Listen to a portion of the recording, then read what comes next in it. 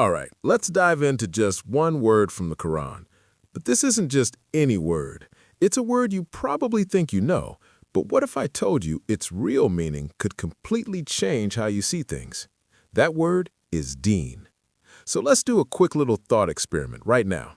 When you hear me say the word deen, what's the very first English word that comes to mind? Seriously, just the first thing that pops into your head.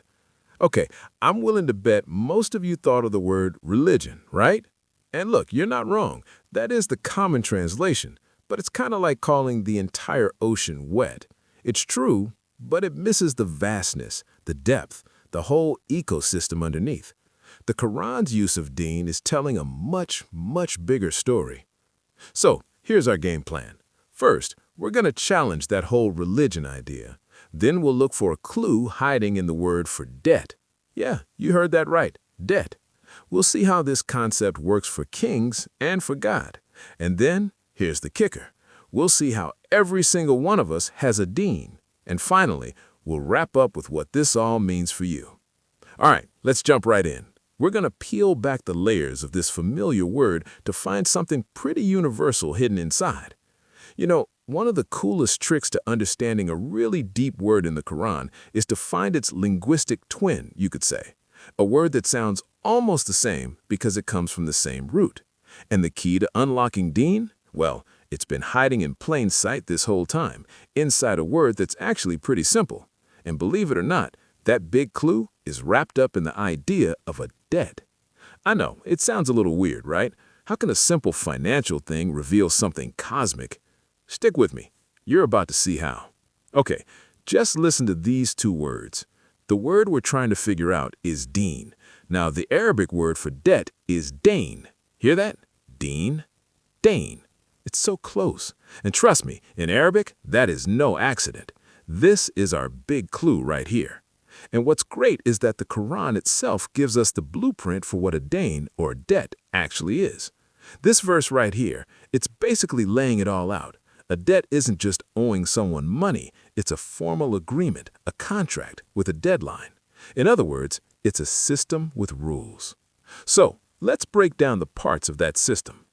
So, any dain, any debt, has three key players. First, you've got the creditor. This is the person or bank that gives you the loan, and this is super important. They set the rules, they create the system. Second, there's the debt itself. And this isn't just the cash, it's the whole shebang, the interest rate, the payment plan, the whole methodology. And third, you've got the debtor.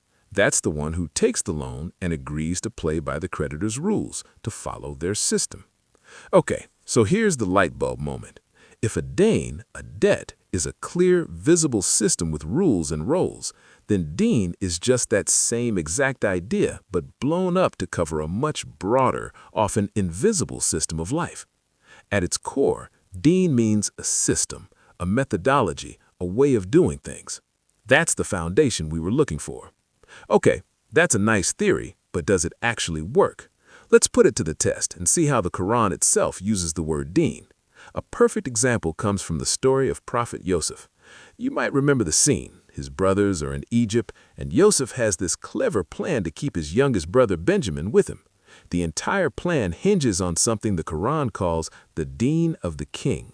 So what was this Deen of the King? Was it his religion, the way he prayed? Nope, not at all. It was his legal system. It was the government's official methodology for handling criminals. Under the king's system, the law was simple. You steal something, you become a servant. It wasn't about faith. It was about the law of the land, his ruling system. And this idea fits perfectly when the Quran talks about the Deen of Allah. It's not just talking about a religion, it's talking about a complete, all-encompassing system, a system of justice, a system that the Quran says is definitely going to be implemented. It is the system God has chosen for us. So, think about it like this. The Deen of Allah is like the ultimate operating system for the entire universe. It's the cosmic code that governs everything, from the laws of physics and biology to the principles of justice and morality. It's the methodology running in the background for everything and everyone, whether we're aware of it or not. Okay, so far we've talked about kings and the cosmos, But now we get to the part where this whole idea gets really, really personal. Because if a deen is a system, well, that leads to a fascinating question. I mean, if a king can have a deen, his system of law, and God has the ultimate deen, the system for the universe, can anyone else have one? Can we create one? Well, take a look at Pharaoh. When he's confronting Moses, he says he's afraid Moses will change the people's deen.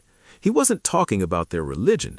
He was worried he would upend his entire system of control, the political structure, the economy, the social hierarchy, the whole methodology that kept him in power.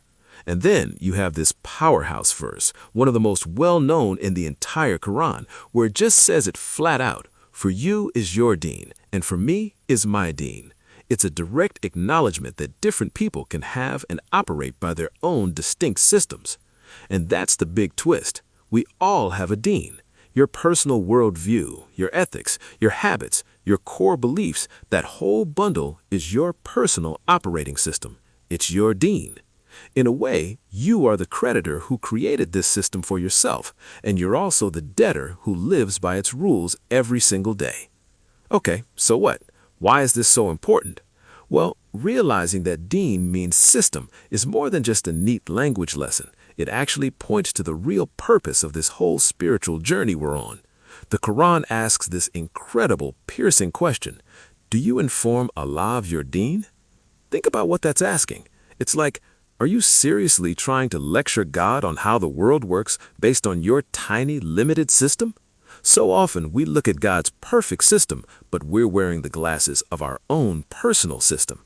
For example, if your personal deen is built on seeing the world as a harsh place, you'll probably read scripture and only notice the parts about hardship because it confirms the system you've already built. And that really brings it all together. It's a tale of two systems. On one side, you've got your personal deen, your way of seeing and doing things, and on the other, you have God's deen, the perfect, universal way things actually work. So, the ultimate goal isn't just to have a religion, it's to take your personal system and consciously, intentionally try to sync it up with the Quran to bring it into harmony. So, the final question, the one this all leads to, is for you. It's a challenge to look at your own life and ask, is the system I'm running on, my personal deen, is it actually in harmony with the ultimate system? Or am I constantly swimming against the current, trying to force my own reality? Now that is something to think about.